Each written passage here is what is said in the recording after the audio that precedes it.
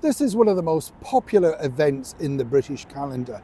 It confuses a lot of people, let me tell you, elsewhere around the world, but not, of course, if you're taking part in the wonder that is the Eurovision Song Contest. Oh yes, but how is Catherine involved this year? As ever, let me explain. Morning, lovely to see you. Thank you so much for taking the time out to join me today. Do you like Eurovision? You see, for a certain generation, and there's a few of us, of course, we all remember the big hitters, don't we? Congratulations, which I know wasn't a winner for Sir Cliff Richard, but a big song nonetheless. Sandy Shaw, Puppet on a Spring. Puppet on a String, even. Do you remember? Yes, Puppet on a String, Sandy Shaw. Slip of the tongue there. Don't tell me off, yes. You remember that one? And of course, really, for many people, the last time we really hit it big, I think, was Katrina and the Waves. But many people also recall with great affection, of course, Bucks Fizz and Making Your Mind Up, the ripping off of the skirts. Do you remember that? Lovely ladies, the Bucks Fizz girls, let me tell you.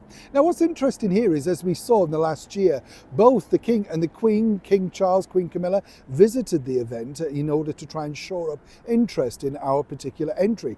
This year, it's going to be Ollie Alexandra, who was from a band called Years and Years, had phenomenal success, also an actor into the boot, and he's got this very catchy ditty called Dizzy. Now, I have to say, I'm not a huge fan. I prefer the sort of hits of people at very memorable songs. A few years back, we had a wonderful song by a lady called Nikki French called Don't Play That Song Again.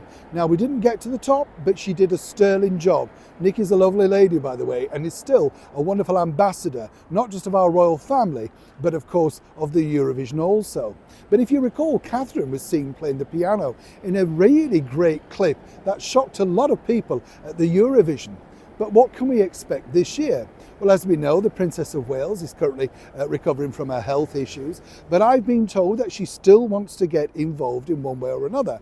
Now, I would suspect, and this is what I've been told from an excellent source, that they could look forward to a message, perhaps an audio recording at this point.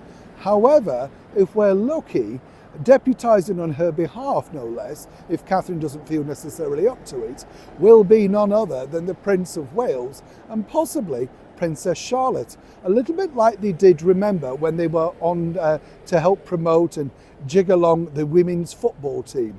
I thought that was a delightful video, and of course it showed a fun side, both to the Prince and of course the beautiful Princess Charlotte herself.